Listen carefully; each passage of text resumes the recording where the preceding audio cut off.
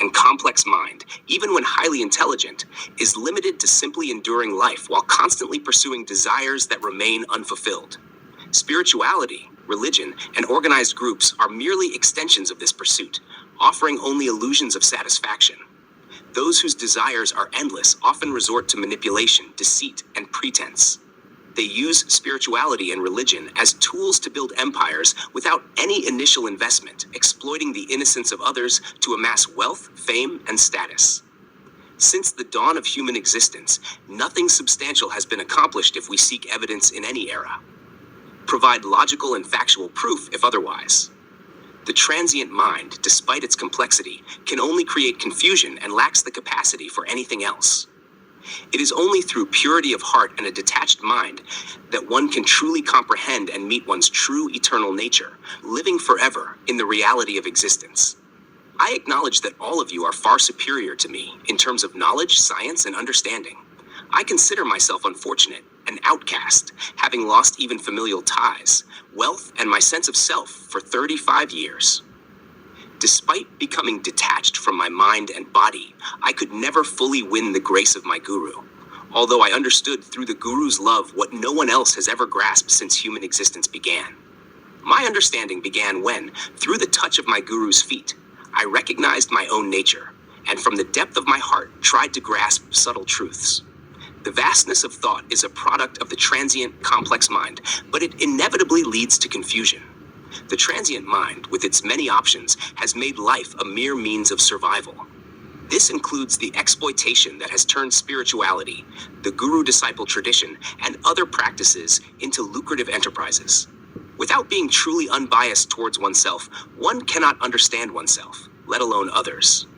When one is not impartial with oneself, how can they promise liberation from death to millions? It is merely a mechanism of life, a tangled web, nothing more. According to my understanding, detachment is the only way to become aware of one's eternal nature and live permanently in reality. There are many resources to achieve this through detachment, with the complex mind being only one part of the process. To see the mind as solely complex is a mindset, a disease from the past, from which everyone has suffered in the absence of impartiality. All those who have become intelligent through the transient mind believe in finding a single formula for everything. They do not trust themselves and often rely on scriptures and texts of past figures for validation. These ancient figures, despite their intelligence, could only advocate a singular thought process, leading to endless praise and criticism with no real resolution. The transient mind can only lead to temporary understanding, while the eternal essence remains elusive. Yet, this eternal essence resides as a single reflection within our hearts, felt as a pure sense of self-awareness that attracts us to infinite depth and stillness. When the mind is completely quieted and one becomes unbiased, this feeling of purity is revealed.